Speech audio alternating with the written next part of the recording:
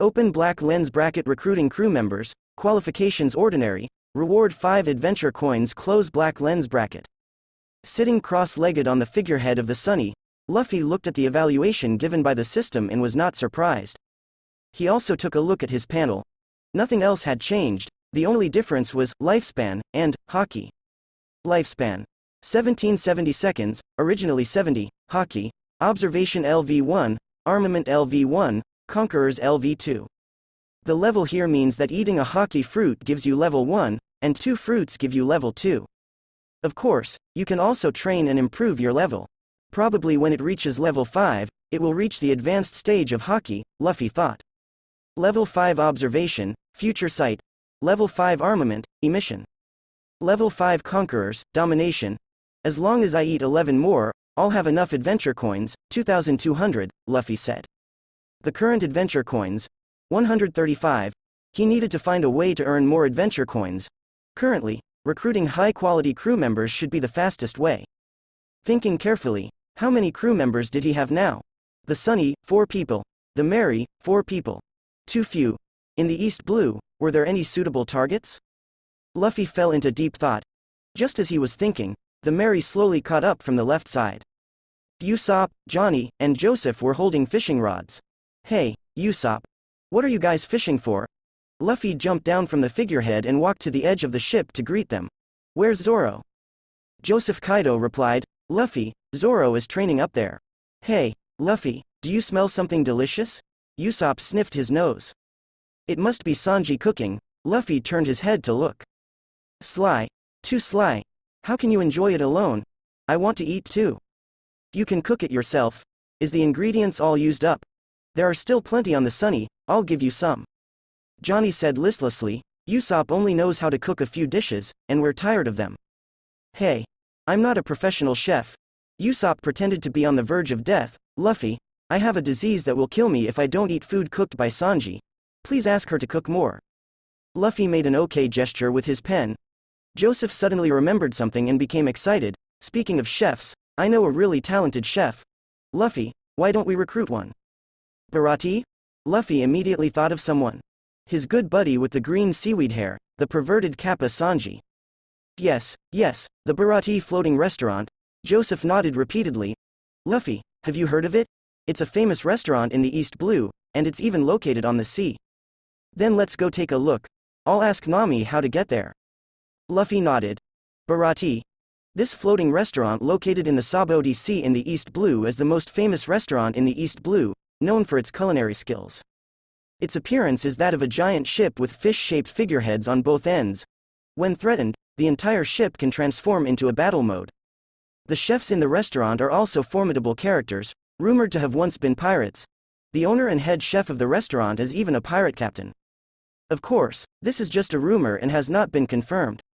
2 days later, the Sunny and the Mary finally arrived at their destination. That's the floating restaurant. Joseph pointed to a large ship in the distance.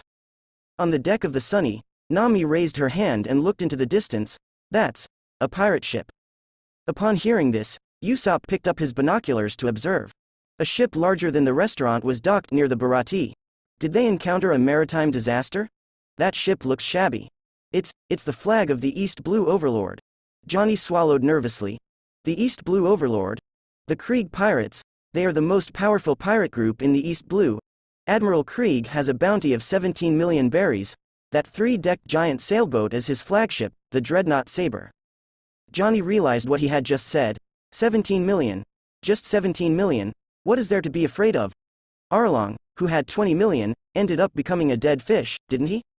He is now a member of the Straw Hat Pirates, with Zoro as the captain and Luffy as the captain. Thinking of this, he suddenly became more confident. But, speaking of which, why did Krieg's ship become so dilapidated? Because they were being chased by Hawkeye. Luffy wanted to laugh. This unlucky group finally made it to the Grand Line, only to encounter one of the Shicibukai, Hawkeye. However, they were a few days late. According to the original story, Luffy's route was to go to the restaurant first before going to Nami's hometown. But he did the opposite, first dealing with Arlong's group before going back to Baratie, and ended up meeting them. Let's go to the restaurant first. The group quickly headed towards Baratie. After getting off the ship, They saw that the door of the restaurant was open, and there were hardly any customers on the first floor of the restaurant, except for one person standing at the entrance. What a terrible restaurant. They actually made me eat such a terrible dessert. I've decided, Krieg, will take over this ship, and I will challenge the Grand Line again. You stinking chefs, if you don't want to die, submit to me. Wearing a golden armor, a man roared loudly, and it was Admiral Krieg. With a loud roar, 2 cannons emerged from under the shoulder of the golden armor, aiming at the chefs in the restaurant. Now, prepare 100 servings of food for me, my men are still hungry, understand? The chefs were momentarily speechless, seemingly intimidated by his aura. At this moment, they heard the sound of footsteps behind them. Krieg frowned, but before he could turn around, a hand was already pressed against the back of his head. Get out of the way. Boom! Krieg suddenly lost his balance, and his head was forcefully pressed into the ground with a heavy force. His face was embedded into the floor. The chefs watched this scene in shock. A group of 5 men and 3 women entered from outside. The one leading them wore a straw hat, and it was this person who subdued Krieg with a single move. Who are you people? Sanji, lying on the ground, exclaimed in astonishment. Luffy retracted his hand and walked towards the dining table. Be careful. Sanji suddenly changed his expression and hurriedly reminded. Behind Luffy, Krieg, with a grim face, climbed up from the ground. Who are you brats, how dare you? Before he could vent his anger, a blade was already pressed against his neck. Zoro stared at him with a slanted eye and said indifferently, if you don't want to die, you better leave now. What was it, Krieg? After speaking, he couldn't be bothered to pay attention to the other party and sat down at the dining table with Luffy. Nami supported Kaya and whispered, be careful, your health is not good. Thank you, Nami. The group of people walked past Krieg one after another, completely ignoring his existence. For a moment, only the footsteps of Luffy and his group could be heard. Seeing this scene, the chef swallowed nervously, sensing something bad. Krieg trembled all over, not out of fear, but out of anger. His face turned red, veins popping on his forehead, clearly on the verge of going berserk. Die. You damn brat. Krieg spread his arms to the sides, aiming the cannons on his shoulders at Luffy's table, and shouted as he pulled the trigger. Ha! Nami sighed, and her figure moved. Almost instantly, she appeared in front of Krieg, her slender legs sweeping across. Luffy said, you're in the way, don't you understand? I hate pirates the most. Tempest kick. A lightning-fast kicking technique turned the air into a silver slash. The golden armor protecting Krieg's body shattered under this attack, his chest torn apart by the slash.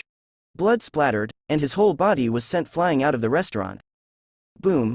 His body crossed tens or hundreds of meters and crashed into his own pirate ship. Silence. Now, it was completely silent. Nami defeated the East Blue Overlord, Admiral Krieg, with one move. The chefs in the restaurant were all wide-eyed and their jaws almost dropped to the ground. After being stunned for a while, everyone finally regained their senses. I can't believe it, is this woman really human? How did those slender legs unleash such powerful force? She shattered that suit of armor. They felt like their worldview had been overturned. Who are these people? Hey! Nami seemed to realize that she had gone too far and stuck out her tongue. So cute. Sanji, who was still lying on the ground, was instantly captivated. Feeling a slightly creepy gaze, Nami quickly ran over and sat next to Luffy. Is that Marine 6 Styles? At this moment, a man wearing a very tall chef's hat and with a twisted golden beard walked down the central staircase of the restaurant. His right leg was a wooden prosthetic, and when he looked at Nami, he grinned. Marine 6 Styles Tempest Kick. It is rumored that those who can master all 6 styles can break the limits of the human body and reach the realm of superhumans. Chef Zeff. The chefs called out one after another. You fools, do you want the customers to eat in such a messy restaurant? Go clean up. Yes, chef. Zeff scolded them dissatisfiedly and then walked over to Luffy's table. I am Zeff, the chef and owner of this restaurant. Little girl, are you a Marine? Me? I am Nami, the navigator of the Straw Hat Pirates. Nami's expression seemed a bit unnatural, and she discreetly reached under the table and rubbed her leg. What is this idiot doing? Luffy glanced at her, feeling somewhat speechless. She has only mastered 2 styles, and her body's toughness is nowhere near the level of a superhuman. Why would she kick iron? Look at what you can do. While silently criticizing her, Luffy placed Nami's right leg on his knee and gently rubbed it. Now you know it hurts, right? I thought it was pure gold, I didn't expect it to be iron underneath. Nami felt a bit embarrassed and awkward. Pure gold is a very soft metal, and iron is about twice as hard as it. You can kick if you want, but why get so close? Luffy didn't know what to say. Tempest Kick can be used for long-range attacks. I'm sorry. Nami apologized with a smile, enjoying the feeling of being cared for and loved. Not bad, I made a profit, she thought happily. The two of them sat together and whispered to each other, while Zeff was stunned. Pirates? Where did pirates learn Marine 6 styles?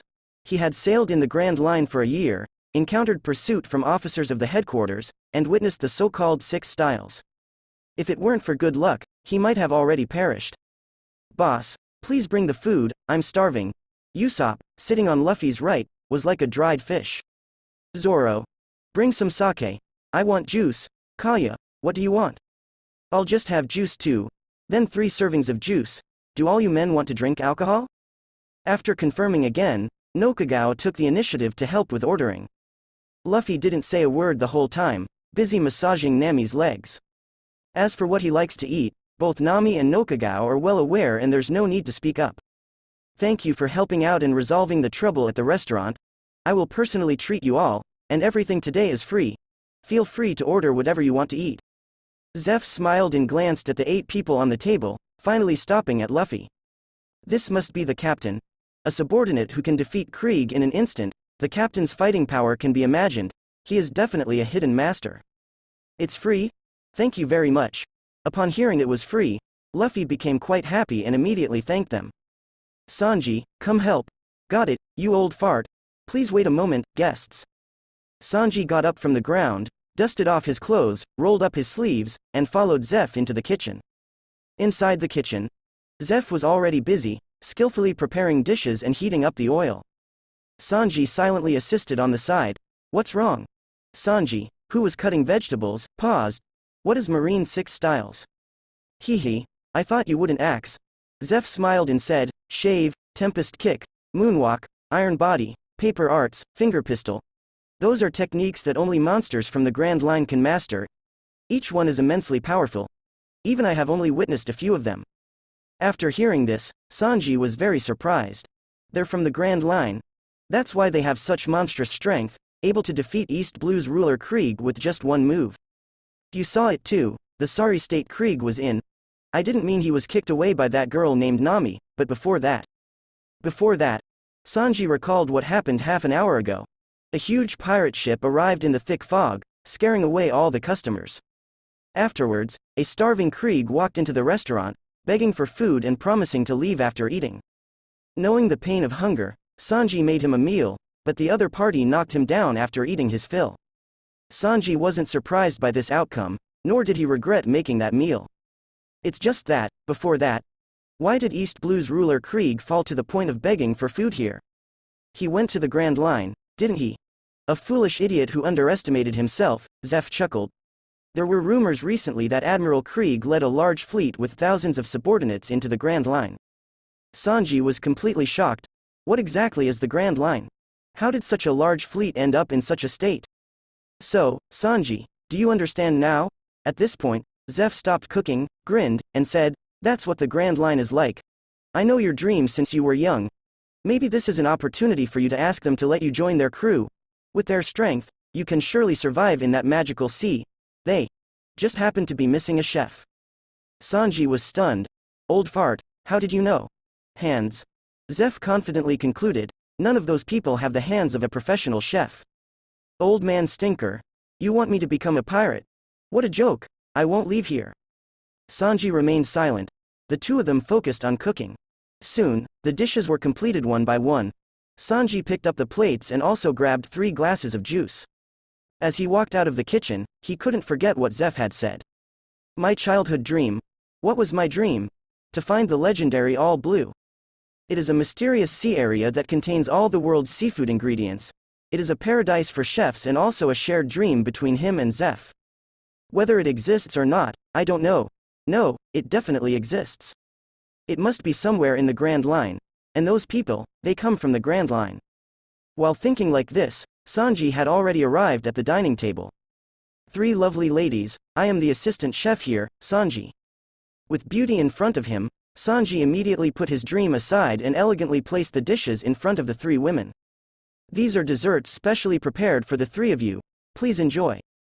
The desserts were made with great delicacy, clearly showing the effort put into them. Hey, what about ours? Usopp complained. Forget about the desserts, where are the dishes we ordered? Ah?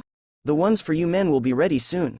Ignoring Usopp and the other men, Sanji changed his expression to a pig-like one and said to Nami. Your name is Nami, right? Lovely Miss Nami, may I have the honor of inviting you to dine with me? No need. Nami felt annoyed and decisively refused. She then used a spoon to scoop a strawberry from the dessert and brought it to Luffy's mouth. Luffy, this is your favorite strawberry? Ah, she smirked.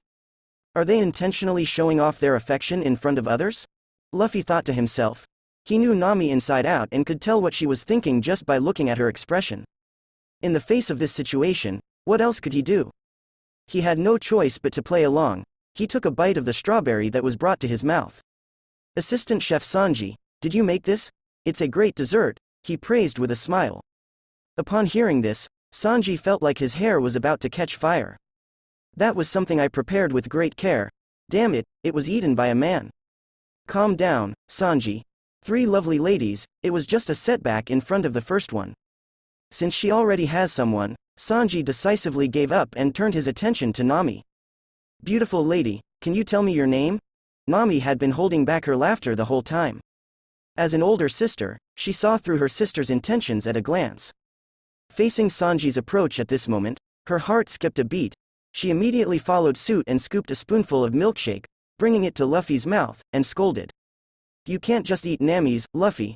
Try mine too. Luffy. You two sisters really know how to play. Sanji is going to be played by you too. He glanced at Nami, who was about to burst into laughter, and quickly opened his mouth to eat Nami's milkshake. Well, this one is not bad either, Assistant Chef Sanji. Your cooking skills are amazing. Luffy gave a thumbs up. Sanji was petrified. Sister, let me taste yours too. Is yours even more delicious? Nami added a knife to the wound at the perfect moment. What? They're sisters too? Sanji's eyes were spewing fire, jealousy twisting his mind. He took a deep breath. Sanji gritted his teeth and turned his gaze towards the last person. Kaya, with her gentle and weak appearance, seemed to be frightened by Sanji's expression. Before he could speak, she looked at Luffy with a pleading look. Beautiful. Before he could say the word, lady, Sanji couldn't continue. Her eyes showed resistance from the inside out. Sanji felt like he had been struck by lightning. He stood there like a wilted vegetable and could only say, please enjoy your meal. He walked back to the kitchen in a daze. Ha ha ha. Nami couldn't help but burst into laughter, holding her stomach. You guys are so mean. Luffy rolled his eyes. For a man, it's not a big deal to be rejected. But to be rejected while another man is being attentive to them, that's what really hurts. Poor Sanji, being played by these two sisters. Because he's so rude, what does he think of you? He doesn't even care about you. Nami pursed her lips. That's the reason why she's angry. It's okay to come over and flirt, but to be so rude to their own crewmate, it's hard not to want to fight back. I see. Usopp pounded his fist into his palm and raised his thumb. Well done, Nami. That lecherous expression. Zoro grinned. Just draw it. Drawing? Johnny eagerly raised his hand. Zoro, let me try. Oh, show some enthusiasm, Johnny. Can't lose to Nami and the others. Joseph agreed wholeheartedly. Suddenly, the dining table was filled with a cheerful atmosphere. On the other side, outside the restaurant, the Krieg pirates. Admiral Krieg, a man with deep dark circles and thick lips, kept shaking Krieg's body. Krieg gradually regained consciousness, clutching his chest wound, his face turning pale. Escape? What happened? What's going on? The man with dark circles was shocked. Who injured you? He is Krieg Pirates' battle commander, known as Demon Man, Arlong, with a bounty of 12 million berries. Escape? Take me. Escape? Krieg struggled to speak. Who is it? Is it that man? The man with Hawkeye? Arlong couldn't believe it. Did that guy chase after us? From the Grand Line? How ridiculous. No. Krieg grabbed Arlong's arm and repeated, take me. Escape. He was completely terrified of that woman's kick. He didn't care about ships or the Grand Line at this moment, he just wanted to escape from here. However, on the sea surface about a kilometer away from the restaurant, A black boat made of coffin boards was slowly approaching. A candle emitting green light was lit on each side of the boat, resembling ghostly flames. A man with eagle-like sharp eyes sat quietly on the boat. His legs crossed, his hands clasped in front of him, and a black cross-like long knife on his back. Obstacle. Seemingly noticing the huge warship blocking his path, Hawkeye stood up and reached for the handle of the knife behind him. In the next moment, 2 invisible slashes flew across, spanning a distance of over 1,000 meters. In an instant, they cut Krieg's massive warship into 3 pieces. Boom. The warship capsized, and the sea surged. Boom. The surging waves swept in all directions. The once stable sea restaurant, Baratie, also experienced violent fluctuations with the waves. Inside the restaurant, Sanji served the delicacies on the table. Just as Zoro and the others were about to enjoy their meal, the ship beneath their feet tilted. What's going on? Usopp quickly caught the wine glass that almost toppled over. It's Hawkeye. Luffy raised an eyebrow and looked towards the outside of the restaurant. The enormous warship belonging to Krieg was now in 3 pieces and sinking little by little. Hawkeye. Zoro's drinking motion paused, and with a loud bang, he crushed the wine glass in his hand and stood up abruptly, his expression changing. Hawkeye? Sanji couldn't help but ask, who is that? One of the 7 warlords of the sea recognized by the government, Luffy casually explained, the world's strongest swordsman. If he wasn't a Shicibukai, his bounty would probably be 3.5 billion. 3.5 billion, not only Sanji, but everyone was shocked by this number. In the East Blue, where the average bounty was 3 million, pirates with over a billion bounty had never appeared, let alone a bounty in the tens of billions. Luffy. Zoro's body trembled, a mix of excitement and fear. But he was smiling. I told you, we would meet him sooner or later. If you want to go, let's go. Luffy smiled as well. In the next moment, Zoro rushed out. Hey, what are you doing? Sanji was stunned. I set sail to find this man. Zoro walked out of the restaurant without hesitation. Sanji was dumbfounded for a moment, put down the plate in his hand, and followed suit. We'll go watch the fight too. Luffy smiled faintly. When everyone arrived outside the restaurant, they happened to see Hawkeye sitting in a small boat in the distance, leisurely entering their field of vision as if taking a stroll in the afternoon. It's really him. Zoro took off the bandana on his arm and tied it around his head. Then, he jumped onto the wreckage of the warship, drew the sword at his waist, and pointed the blade at Hawkeye, who was approaching from afar. Is this guy crazy? Does he want to challenge that monster? Sanji's emotions fluctuated, and he looked at Luffy abruptly. Aren't you going to stop him? You're the captain, right? Although they had only known each other for less than 10 minutes, this group of people did help the restaurant out of a difficult situation and defeated Krieg. No, even without all this, he would still want to watch others die. Why should I stop him? Luffy shook his head. Can that green seaweed head win? He might lose, or even die. Then why don't you stop him? Are you going to watch your subordinates go to their deaths? Sanji's emotions gradually became more agitated. Luffy laughed. There's no reason to stop a man from pursuing his dream. Sanji fell silent. His hand trembled slightly, and he took out a pack of cigarettes from his pocket and lit one for himself. Big brother Zoro, Johnny and Yosaku watched this scene nervously. As the ship approached slowly, Hawkeye on the ship finally noticed Zoro's presence. Finding someone drawing a sword against him, he found it interesting. In an instant, he appeared in front of Zoro. You seem free. Care to have a few rounds with me? Zoro grinned and extended an invitation. I am free indeed. You seem to be a skilled swordsman. Faced with the challenge, Hawkeye didn't draw his supreme sword, the black blade Yuru, from behind. Instead, he took off a small knife hanging in front of his chest. His attitude was extremely contemptuous. Of course, he also had the qualifications for it.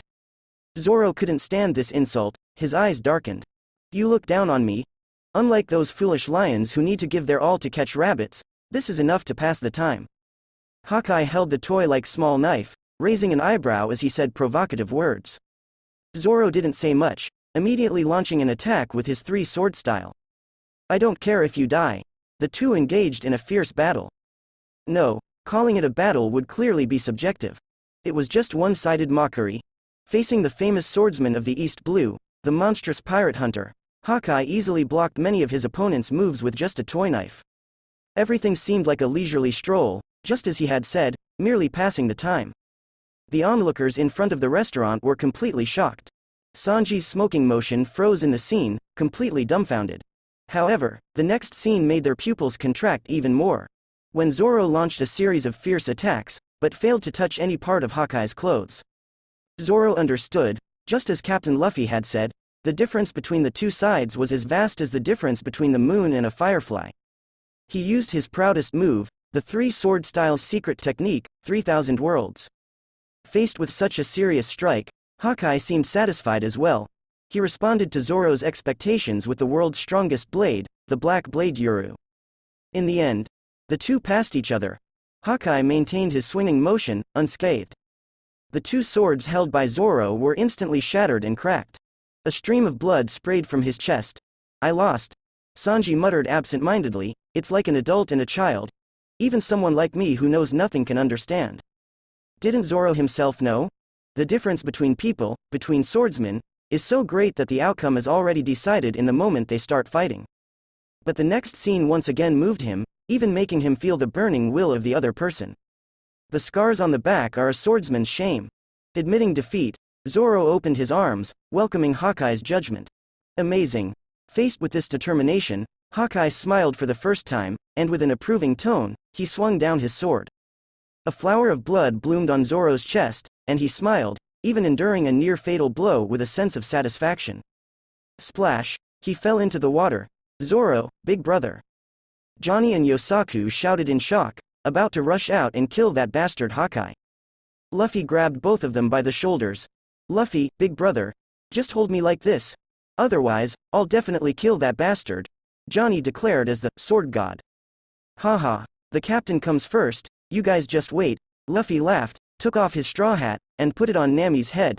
Take care of this for me. Nami opened her mouth, nervously wanting to stop him. Luffy jumped to the spot where Zoro had been before. Who are you? Hawkeye raised an eyebrow. The captain with the green seaweed hair. You're also free? Hawkeye smiled. No, I'm not that free. Luffy squeezed his right palm, and his bones made a cracking sound. He calmly said, you've injured my crewmate, I can't just ignore it. I'll beat you up a bit, do you mind, Dracule Mihawk? As soon as he finished speaking, thump thump thump, thump thump thump. The sound of the liberation drum rang out. A silver-white mysterious figure suddenly appeared in front of Hawkeye. Has the appearance changed? Hawkeye stared at the silver figure in front of him, feeling puzzled. The sound of footsteps, like the sound of drums. No, that's the sound of a heartbeat. Is this a person with abilities? Changing posture, strengthening the body, obviously a characteristic of Zone. But not an ordinary Zone, right? A mythical beast? In East Blue, there are experts like you. What's your name? Hawkeye showed an interested expression. Monkey D. Luffy. This name is the one mentioned by the red-haired person. Hawkeye's mouth curled up. Sorry, I'm only interested in swordsmen. You don't seem to be one, so I have no reason to fight you. Upon hearing this, Luffy looked towards the direction of the restaurant. Sanji dragged the injured Zoro out of the sea. Hey, Zoro, can I borrow your wife for a moment? Cough. Cough. Huh? Zoro's chest was bleeding profusely, and his consciousness was almost fading. Upon hearing this, he couldn't help but be stunned. Wife? Are they talking about a sword? Indeed, for a swordsman, their beloved sword is almost like a wife, never leaving their side for 24 hours. They don't even treat their wives as seriously as their swords. The 3 swords that were originally there were cut by Hawkeye, leaving only one. Pure white, one of the 21 great grade swords, Wado Ichimonji. Zoro lay on the ground, holding onto Wado Ichimonji tightly even though he was on the verge of death, and handed it to Sanji. Take it. Sanji gasped for breath, looked at Zoro, and then glanced at Luffy and Hawkeye not far away. Gritting his teeth, he took Wado Ichimonji and threw it away forcefully. One after another, they're all crazy, thank you. Luffy received the sword, but didn't draw it. Instead, he chuckled, now, I'm a swordsman. Although he didn't know any swordsmanship at all. Before Hawkeye could say anything, the wreckage of the ship under their feet suddenly began to soften. It was affected by the ability of Nika and turned into rubber. Luffy stomped his foot, and with the elasticity of the rubber, he suddenly shot up into the sky. Huh? Hawkeye was filled with doubt. Paramecia? The ability to affect external objects, this is obviously a characteristic of paramecia. He didn't have a chance to ponder over it. Luffy, who had flown into the sky, suddenly extended his palm. His right hand swelled up with the wind, instantly transforming into a colossal object. Like a Mount Wuji, he grabbed the wreckage of the huge warship that was about to sink and fiercely threw it towards Hawkeye. It's become gigantic. Sanji's face was full of astonishment. The Straw Hat crew members were equally stunned. The many chefs hiding at the entrance of the restaurant, as well as the owner Zeff who rushed over upon hearing the commotion, all stared in disbelief at everything that was happening. The only ones injured were the hungry members of the Krieg pirates among the wreckage. Together with the wreckage, they were all thrown towards Hawkeye. What a ridiculous ability. Hawkeye swung his black sword, Yuru, and with a single strike, he cut through the wreckage of the warship. At this moment, the colossal hand that covered the sky had already disappeared from sight. Luffy, who was hidden behind the wreckage, quickly approached Hawkeye's body. A white leg, gradually turning black as it was dyed with haki, fiercely kicked towards his abdomen. A feint attack? Hawkeye calmly defended with his sword. However, this attack didn't get blocked as he had expected. When the leg hit his black sword, an unbelievable scene occurred. His strongest blade, Yuru, softened and couldn't stop anything at all. Bang! A solid kick landed on his abdomen, almost as if it was going to pierce through his body. Hawkeye's pupils contracted, and his whole body was sent flying. He was like a small stone thrown forcefully, skipping across the surface of the sea. Thud, thud, thud, in an instant, he flew hundreds of meters away, his body losing balance as it rose and fell on the surface of the sea. The onlookers stared wide-eyed, their expressions filled with disbelief. Ha ha ha, Luffy's laughter echoed in the sky. With a step in the void, white flames emerged beneath his feet, resembling a missile as it chased after Hawkeye. Striking first. Before Hawkeye could stabilize his position, Luffy had already caught up to him. With a single swing, his fist rapidly expanded, instantly becoming 100 meters in diameter. White giant pistol. His fist, now rapidly darkening, was enveloped in armament haki. A giant punch descending from the sky. Boom! Hawkeye was punched into the sea, causing towering waves to surge. The sea remained turbulent for a long time. The enormous fist quickly returned to its original state, while Luffy stood in midair, using observation haki to search for Hawkeye's presence. Don't tell me that's it. Where's the challenge? It's not even a warm-up. Beneath the sea surface, Hawkeye held his breath. Such formidable attack power. If it weren't on the sea, I would have been injured. Is that the kid red-haired mentioned? Is it him? With too many doubts to bother thinking, he decided to turn around and axe. At this moment, Hawkeye gripped his black sword, Yuru, and used observation haki to lock onto the silver-white figure in the sky, swinging his sword with all his might. In an instant, 100-meter-long trench tore through the sea surface. The deep green slashed sword into the sky, as if it could pierce through the heavens. The dazzling blade aura swept towards Luffy. This is Summit War's strike aimed at Whitebeard. Luffy recognized it at a glance. White flames emerged beneath his feet once again, evading the attack. This slash passed through Luffy's original position, heading straight towards the sky. Boom! After leaping 1,000 kilometers, it created a huge hole in the sky, shattering the white clouds above. What kind of battle is this? The onlookers in the distance were shocked beyond belief. Is this the world of 3.5 billion? Splitting the ocean with a single slash, tearing through the sky with a sword aura. The silver-white figure stood proudly in midair, shining like a sun in the sunlight. So these are the monsters of the Grand Line. Sanji gasped, stunned by the spectacle. Zoro strained to lift his head, staring unblinkingly at the distant battle. Both Luffy and Hawkeye were unimaginably powerful at this moment. The gap between them was like an insurmountable chasm. In the next moment, Hawkeye leapt out of the torn ocean and landed steadily on his own coffin ship. He looked up. This place doesn't suit your abilities, Monkey D. Luffy, I'll remember that. He sheathed his black sword. You're running away? Luffy chuckled lightly. He completely ignored the fact that he had just been kicked. Unfortunately, he still couldn't use emission, so he couldn't infuse haki into the enemy's body for internal damage. Otherwise, that kick just now would have definitely made Hawkeye cough up blood. Strong individuals like you won't stay confined to this weakest of seas. I'll be waiting for you in the Grand Line. Hawkeye grinned, completely unfazed by the provocation. As far as killing time was concerned, this trip to the East Blue had far exceeded expectations. You're not waiting for me, but for my captain. Luffy saw that Hawkeye had lost his fighting spirit and wasn't interested in continuing the confrontation. Treasure your remaining time. The title of the world's greatest swordsman will soon change hands. Is that so?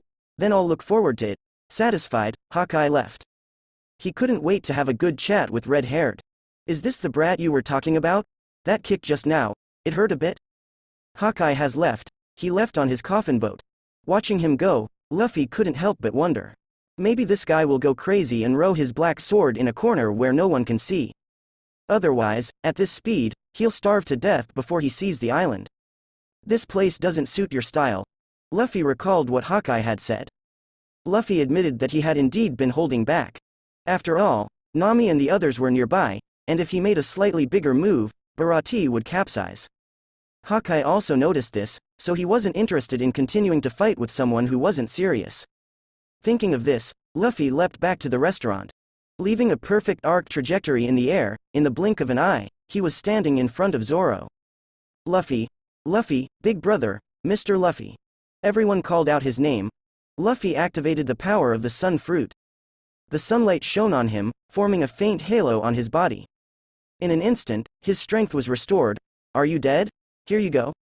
Luffy placed the Wado Ichimonji next to Zoro and sat down cross-legged, smiling. How do you feel? Sorry. Zoro had recovered a little, but his face was still pale as paper. He lost. He lost miserably. At the same time, he also witnessed the vastness of the world. I won't lose again. System prompt. Crew member Zoro awakens indomitable spirit. Reward 1,000 adventure coins. The sudden system prompt startled Luffy. 1,000? It was the first time he had seen a 4-digit reward. Is this the reward for training crew members? Is this the correct way to obtain adventure coins? Good, very spirited. After realizing your own weakness, you still dare to stand up and climb the peak. This is the quality that a strong person should have. As the captain, Luffy encouraged him and took out a fruit from his pocket. Eat it. Zoro didn't hesitate at all. He didn't know what it was, but since Luffy handed it to him, he ate it. Reaching out and grabbing the healing fruit, he took a bite. Gulp. In the moment he swallowed it, time on his body twisted. The blood in his chest quickly solidified, wounds healed, pain disappeared, and his strength was restored. Everything was as if it had returned to before he challenged Hawkeye. What is this? Everyone except Nami looked at this scene in astonishment. Sanji couldn't help but open Zoro's clothes, looking at his muscles full of power, his chest. Gone. The wounds are gone. What the hell is this that you gave him to eat? After a moment of stunned silence, Sanji couldn't help but ask. Healing fruit. Luffy had already prepared his explanation. It's a product of technology, something made to mimic devil fruits. Devil fruits are legends in the East Blue. Zoro felt a lightness in his body and couldn't help but grin. He quickly slapped Sanji's hand away and said with a disgusted expression on his face. Get your hand off me, it's gross. What did you say? You green seaweed head. You perverted kappa, I used to think you liked women, but it seems I misjudged. Sanji's eyes shot fire as he pressed his forehead against Zoro's, saying fiercely. I won't lose again. You have no future, I'll send you to hell now. Luffy chuckled. A person's personality determines the way they interact with others, even if they've just met, it still ends up like this. Here. Nami walked over and returned the straw hat, scolding, you really scared us just now. Don't worry, I'm strong. There aren't many people in the world who can beat me. Luffy laughed and got up, ruffling Nami's hair. Let's go, I'm hungry. Oh, Zeff, could you please bring another table of food? With everyone returning to the restaurant, Luffy suddenly remembered something and turned back.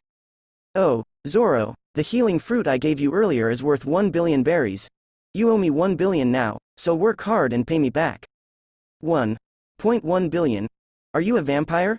Zoro didn't even have time to argue with Sanji, clutching his own neck. Can I still spit it out now? Ha ha ha. The air was filled with a cheerful atmosphere. Restaurant. Zeff prepared another table of delicious food. Although Nami and Nojiko's cooking skills were not bad, there was still a gap compared to professional chefs. Everyone enjoyed this meal to their heart's content. Outside the door, Zoro walked in with 2 pirates. Luffy, these 2 pirates should be worth something. I just fished them out of the sea. He threw the people on the ground. One of them was the unconscious Krieg. As for the other, Johnny immediately said, it's Arlong, a member of Krieg's pirate crew. I remember his bounty is 12 million, Zoro, did you defeat him? When I fished him out, he was already half dead. Probably got caught up in the previous battle, right? Zoro shook his head. You're quite capable, Zoro. The two pirates add up to 29 million. You still owe 971 million berries. Keep working hard, Nami said with a smile. Hearing this, Zoro's face turned black. You vampires, enjoying good food here while I'm working alone outside. Ha ha ha, it's because you owe Luffy money. I feel sorry for you. Usopp had a face begging to be punched, gloating. At this moment, Zeff walked out of the kitchen and brought out some dessert. Of course, there was no gender discrimination this time, everyone got a share. Sanji reluctantly placed the dessert he carefully made in front of Usopp and the others. Enjoy it gratefully, there won't be such a good opportunity next time. Bang! Zeff swung his hat and heavily knocked Sanji on the head. You can't treat your benefactor like this, Sanji. You old fart. Sanji scratched his head and sighed, I'm sorry about what happened earlier. Apologies are useless now, Sanji. My restaurant doesn't welcome chefs like you, so get out. Zeff ruthlessly expelled Sanji. Sanji trembled all over. You want to kick me out? Are you kidding me? Ignoring him, Zeff turned to Luffy and grinned. Your ship is missing a chef, right? Can you take this annoying bastard away? Upon hearing this, Luffy couldn't help but laugh. Sure, thanks, boss. Sanji is being foolish.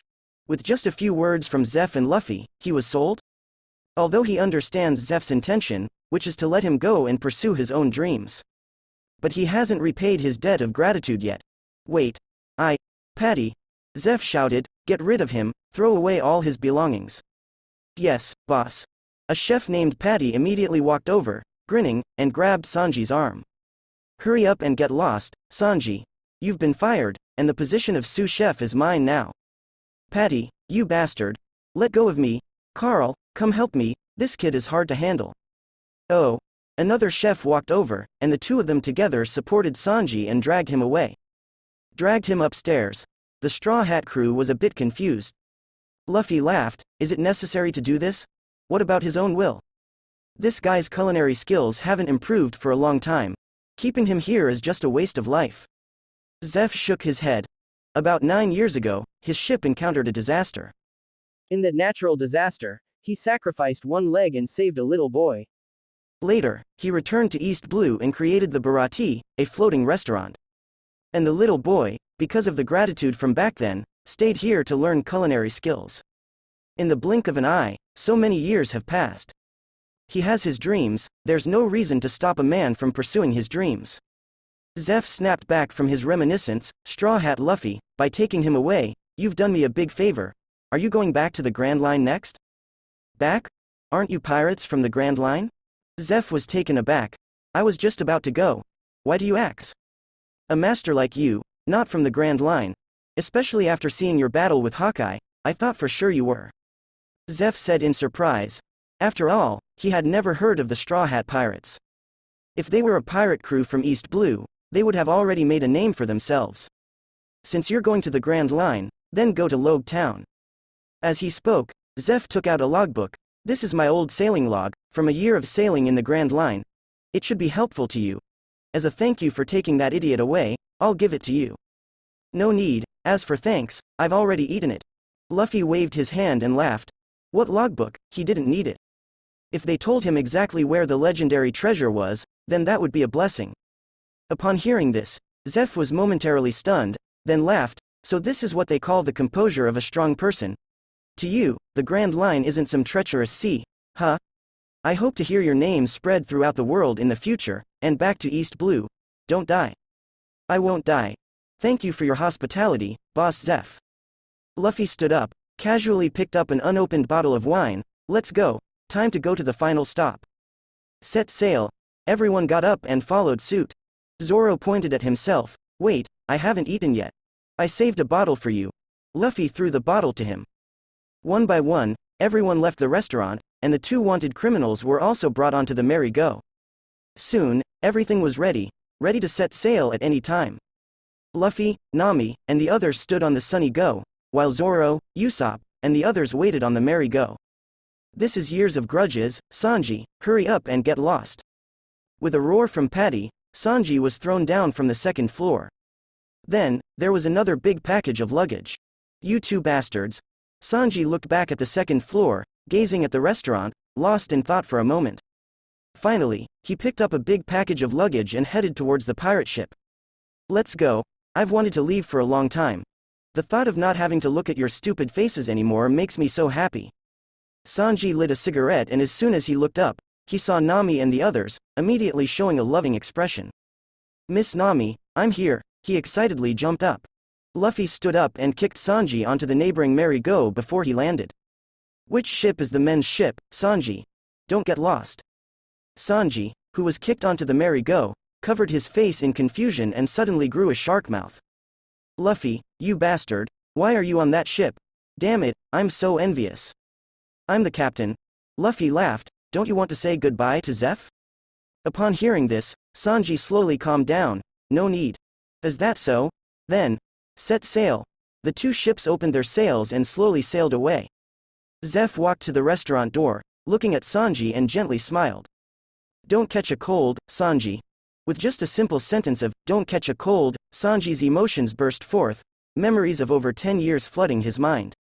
Tears streamed down his face, he turned around and knelt down, shouting loudly. Boss Zeff, I'm truly grateful for your care all these years, I will never forget your great kindness. With emotional roars, he instantly infected everyone. Zoro drank his sake and laughed, a grown man crying is really ugly. I'll definitely kill you, you green seaweed head. Sanji cried while threatening. Luffy laughed heartily. Set sail, our destination is Loguetown. Recruiting crew member Sanji, genetically modified person with cooking skills, reward 600 adventure coins. Including Zoro's awakening reward from before, Luffy's adventure coin balance has now reached an astonishing 1755, only 2,200 for 11 hockey fruits, I'm almost there, right? Finally having some free time to organize his gains, Luffy sat at the bow of the Sunny Go, flipping through the system panel. He also took a look at Zoro's awakening skill. Indomitable will. Possessing an iron-like will, this crew member is difficult to defeat in any difficulty and will achieve twice the results in training. This effect is lost when the crew member leaves. In simple terms, it speeds up the training process? Luffy rubbed his chin. This buff was really good, why didn't he have it? Oh well, if he didn't have it, he didn't have it. His strength was all thanks to his own hard work and effort. Several days later, Loguetown, Marine Base. Vice Admiral Garp, the base commander, Colonel Smoker, looked shocked at the intruder. Ha ha ha, don't mind me, I'm just here to wait for a brat. Garp slapped a photo on the table. Notify me immediately when you see this brat. Smoker looked down. In the photo was a young boy wearing a straw hat. As Luffy and his crew sailed towards Loguetown, various places were undergoing changes due to their past actions. East Blue, Syrup Village. A warship slowly docked at the port, and the disciplined Marines lined up and disembarked. The ship's hull number indicated its identity as a warship from the Grand Line Naval Headquarters. Colonel Lean, we have arrived. Let's go, let's investigate the situation at the Marine base here. A middle-aged man wearing a cloak of justice stepped off the gangplank and led his team towards the town. A captain followed closely behind. Vice Admiral Garp, he really knows how to be lazy, leaving the work to you, Colonel. It's not a good habit to talk behind someone's back, Captain. Lean shook his head and his expression turned serious, and Garp has his reasons for doing so. As they entered the town and walked along the streets, they noticed that the people here would occasionally cast strange glances at them. Lean immediately stopped someone and asked about what was happening here. This action seemed to trigger something, and more passers-by gathered, clamoring in response to his questions. The most common things they said were, "Thank you, Lord Luffy," and "Buggy is a bastard." Afterwards, they arrived at the base of the 153rd branch and directly summoned the highest-ranking officer there. At the same time, in the prison, he met a female pirate with a bounty of 5 million, Alvida. After a thorough understanding of the situation, the matter was not complicated, and it was easily understood. The biggest question, however, was. The captain couldn't help but say, "Why does Vice Admiral Garp's grandson call himself a pirate? Colonel, is this how we report to headquarters?" This matter could be big or small, but it did bring shame to the headquarters. Before coming here, Garp instructed me to report everything truthfully. Lean pondered for a moment and picked up a Den Den Mushi to make contact. Meanwhile, Kokoyashi village.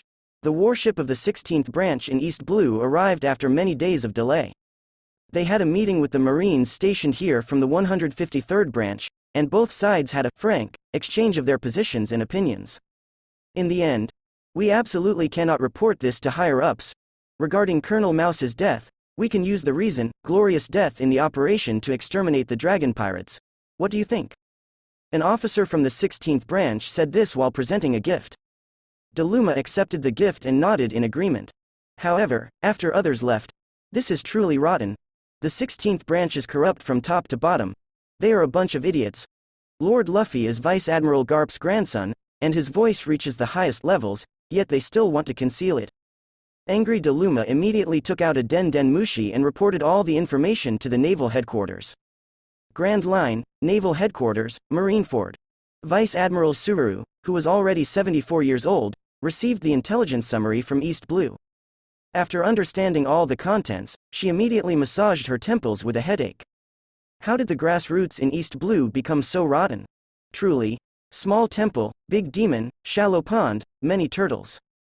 Garp wants me to help him conceal his grandson. If it was just the matter of the 153rd branch, it would be manageable, but he even beheaded the colonel of the 16th branch. Vice Admiral Suru sat in her office, clasping her hands together, and after a moment of contemplation, she called for a subordinate. Send this intelligence report over, send it to Branu's side. Yes.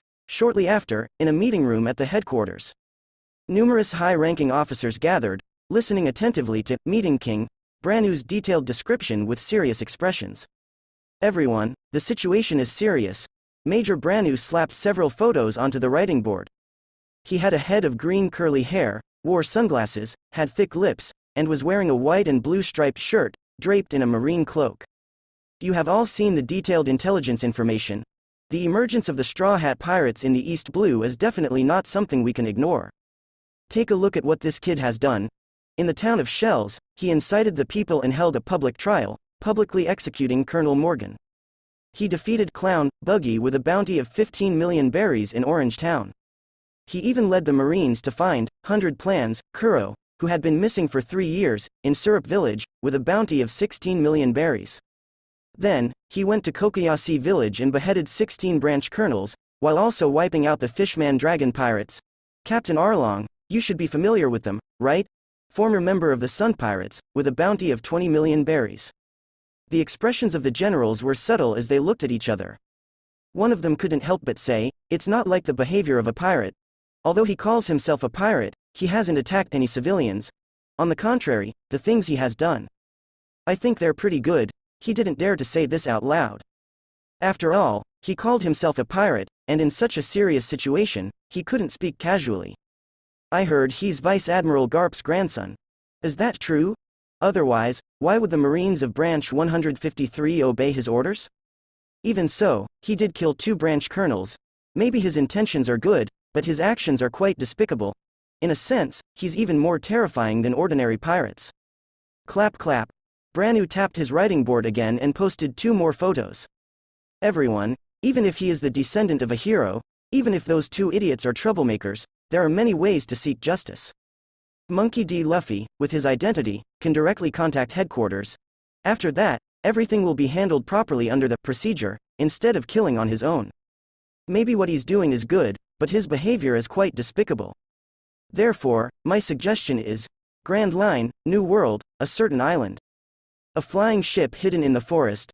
On the side of the airship's balloon was the logo of the world's largest news media, the World Economic News Agency.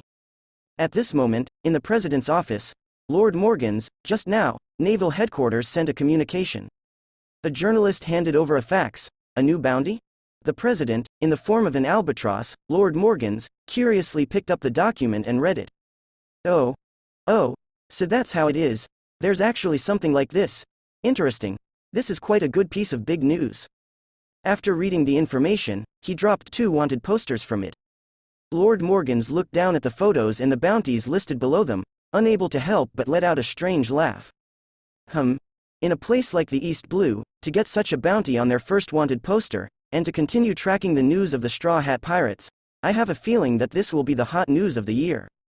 After a pause, he waved his hand and announced loudly, now, Let's hurry up and spread their portraits around the world in the shortest possible time.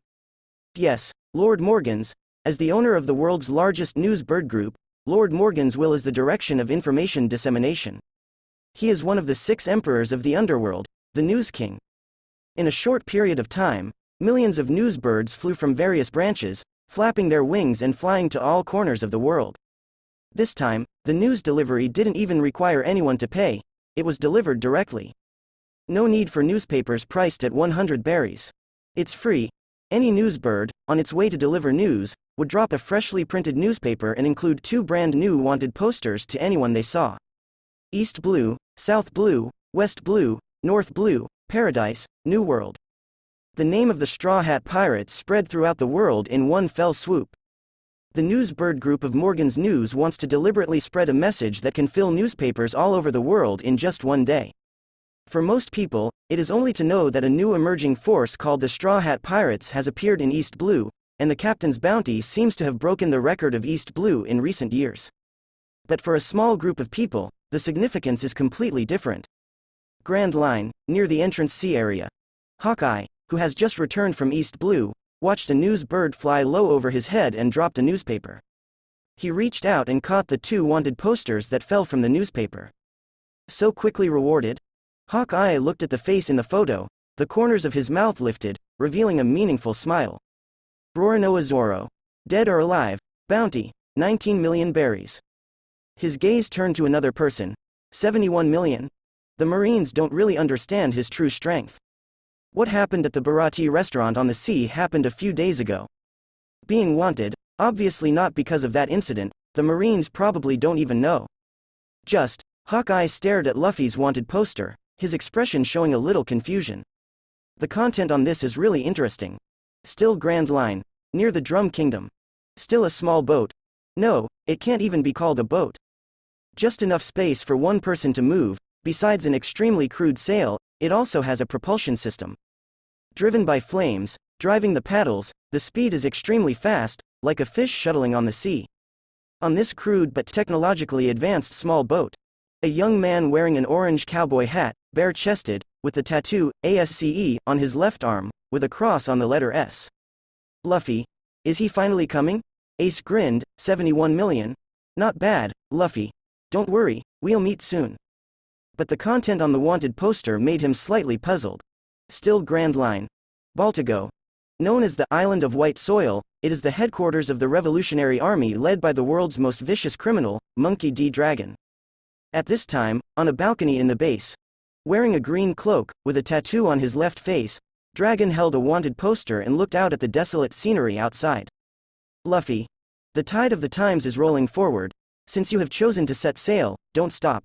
The world is waiting for our answer. While murmuring in his heart, he looked at the wanted poster again and saw something interesting. East Blue, Windmill Village. The small bar in the village is extremely lively today, with new wanted posters plastered all over the walls.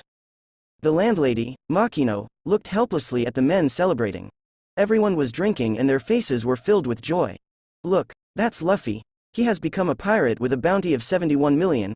We should hang the wanted poster at the port. Ha ha ha, that kid Luffy, in all these years in East Blue, it's the first time I've seen such a high bounty criminal. He's truly the pride of our Windmill Village. But what does that sentence on the wanted poster mean? Nami's hometown, Kokoyashi Village. Here, there is also singing and dancing, and a grand feast. It's Lord Luffy. Amazing, much higher than that bastard Arlong. Note.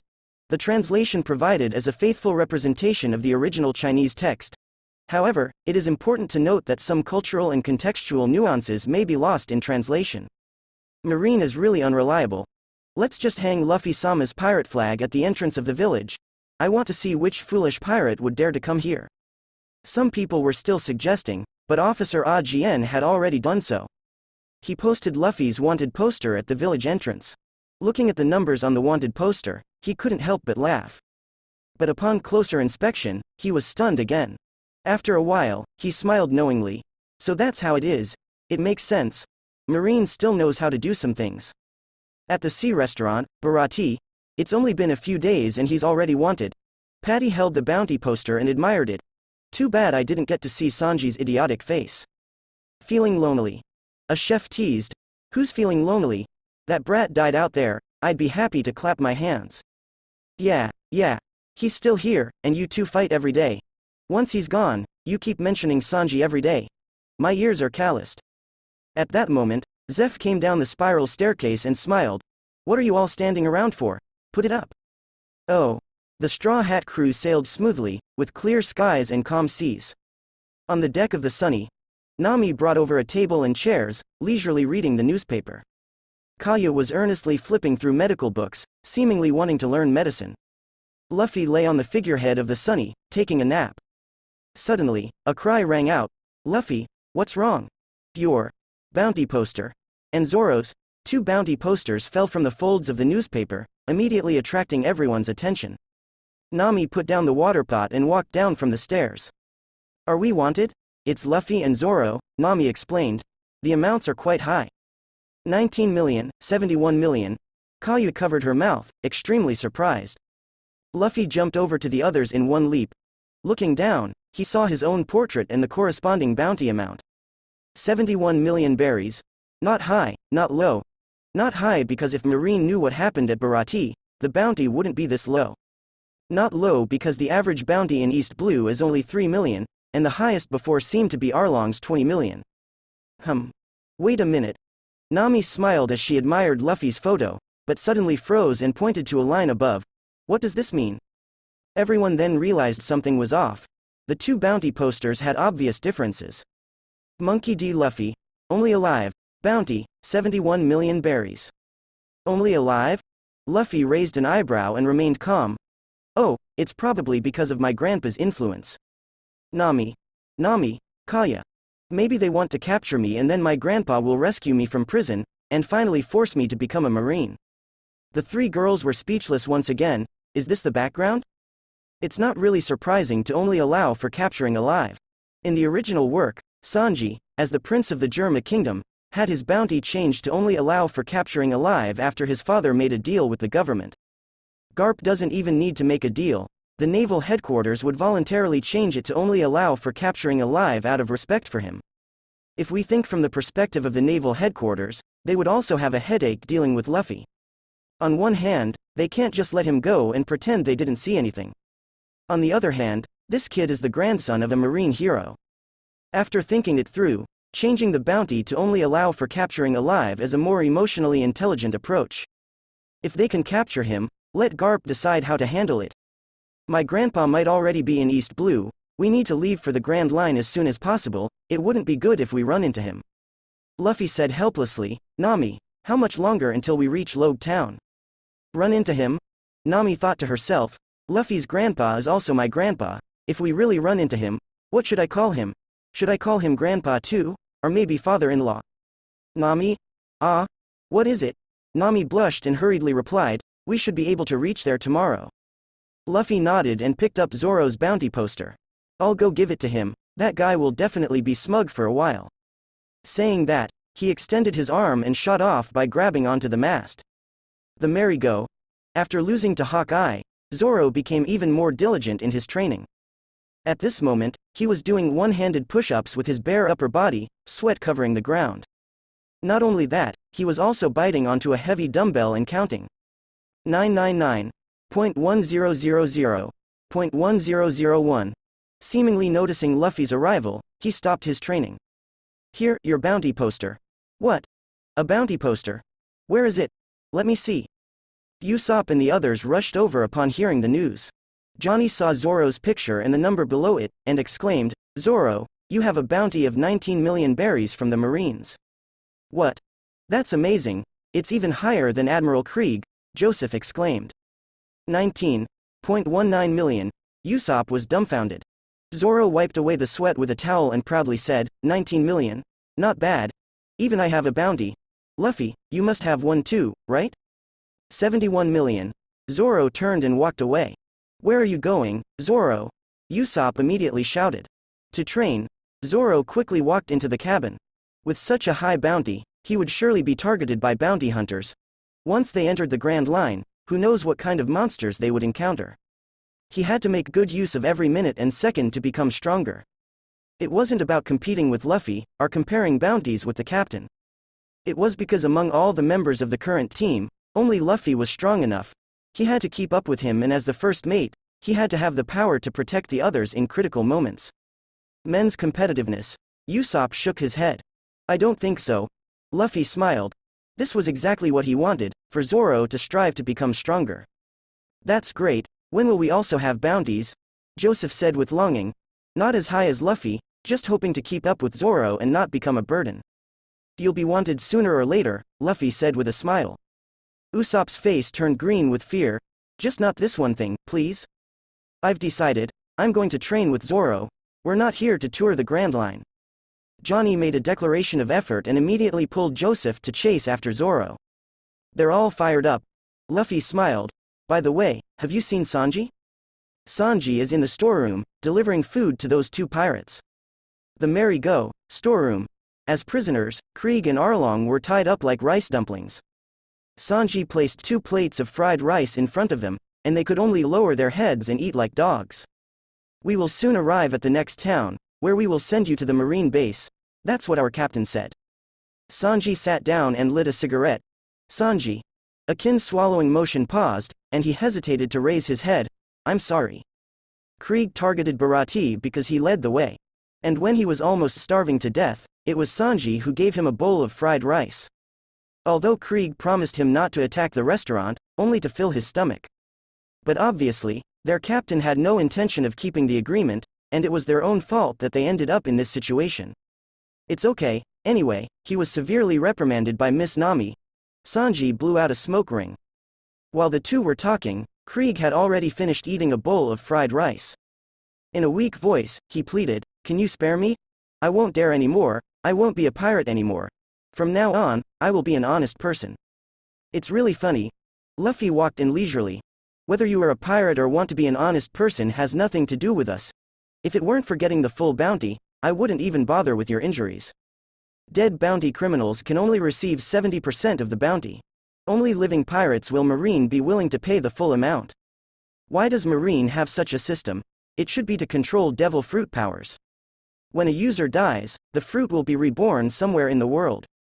If the reborn fruit is eaten by someone else, it's as good as catching nothing. Of course, it's also possible that it's intentional, to save money. After all, capturing alive is more difficult than killing. Luffy. Sanji stood up. Seeing the captain appear, Krieg abandoned his dignity and bowed excitedly. Captain Luffy, I'm willing to be your subordinate, join your crew. You're also a pirate, there's no need to share the bounty with Marine. My bounty is only 17 million, I will help you get 10 times or 100 times that amount. It is common for pirate crews to merge with each other, with the loser becoming a subordinate of the winner. This has always been the case on the sea. Luffy's mouth curled up, his expression disdainful. You're too insignificant. What? Krieg was taken aback. You're too insignificant. The crew members around you are all stronger than you. Krieg's face changed. Akin is very powerful, but compared to me, he's still a bit lacking. Captain Luffy, I was just too weak before. When I fully recover, I will definitely become your capable. You simply don't understand. Luffy shook his head. You can't understand either. Sanji, no need to feed him anymore, we'll reach Loguetown tomorrow. After saying that, he turned and left. Seeing the captain leave, Krieg became afraid. He looked at Sanji with a frantic expression. Mr. Sanji, please, don't hand me over to Marine. With what I've done in the past, I will definitely be executed. Akin, join me in pleading. What are you still hesitating for? Krieg.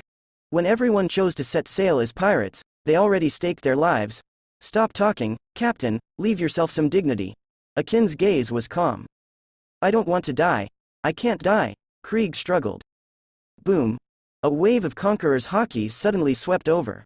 In an instant, Krieg's head endured the impact of the Conqueror's will, rolling his eyes and fainting. So noisy. Luffy's voice came from outside. If you don't care about your dignity, I'll help you with that. The next day. Luffy, we can already see land. Usopp's loud voice penetrated the walls of the Sunny Go and reached Luffy's ears. What? Nami hugged Luffy's arm and mumbled in a daze. Luffy opened his eyes and helplessly patted her butt. Wake up, we've arrived.